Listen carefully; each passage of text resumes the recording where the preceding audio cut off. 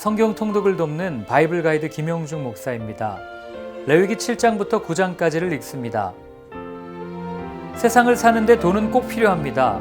돈이 나쁜 것이 아니라 돈을 사랑해서 우상으로 만드는 것이 나쁜 겁니다.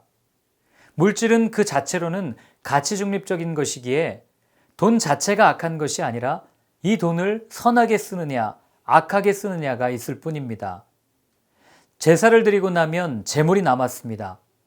하나님께서 이 재물을 어떻게 분배하느냐가 오늘을 사는 우리에게 물질에 대한 관점을 제공해 줍니다. 공평하고 공정하게 나눠주시는 모습을 눈여겨보십시오.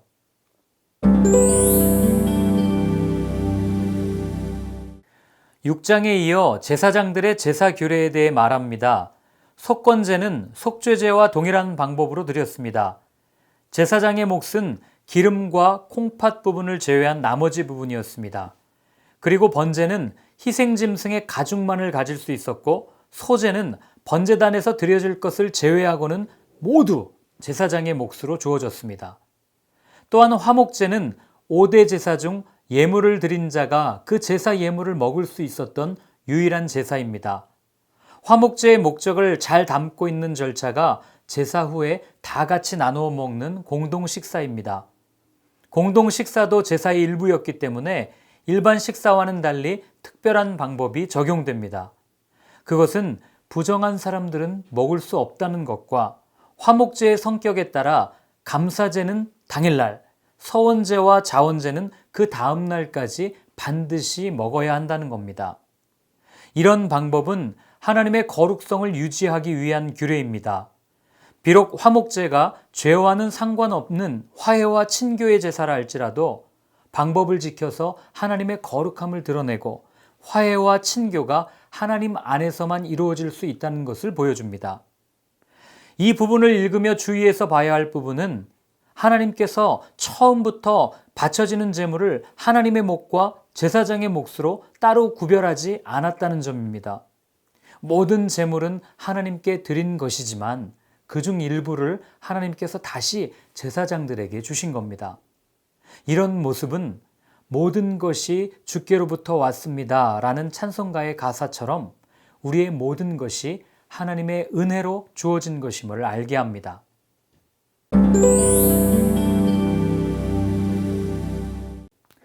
출애굽기 29장에서 받은 제사장 위임식에 대한 규례가 시행되는 장면입니다. 성막을 지을 때와 마찬가지로 레위기 8장의 되풀이에서 나오는 표현이 있습니다. 여호와께서 모세에게 명령하신 대로 무려 7번이나 반복됩니다. 이것은 제사장으로 위임을 받는 것이 인간의 선택이 아닌 하나님의 선택임을, 또한 제사장의 권위는 하나님께로부터 나오는 것임을 알려줍니다. 8장과 9장의 큰 주제는 제사장의 직분과 제도입니다. 제사장이라고 하는 직분은 이스라엘이 하나님 앞에 나아갈 수 있도록 하나님께서 마련해 주신 방법입니다.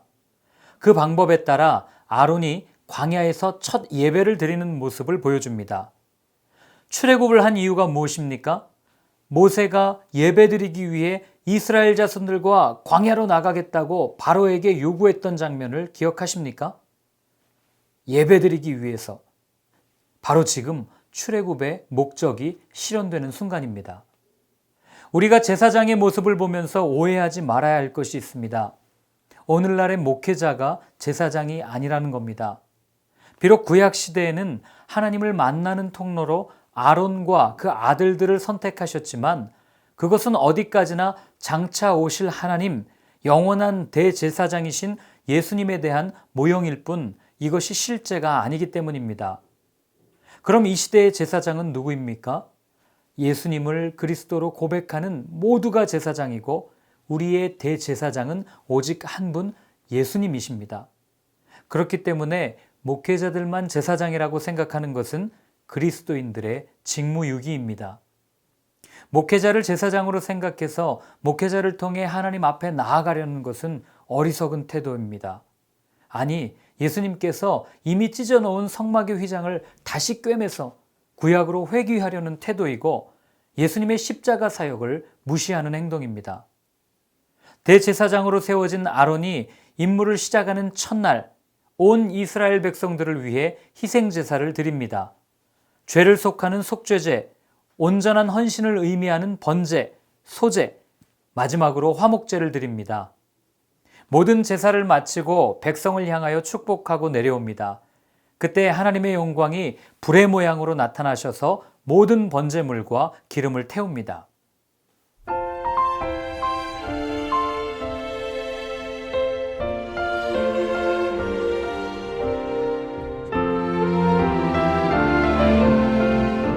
구약의 제사들이 가지는 의미는 모형적이고 예표적입니다.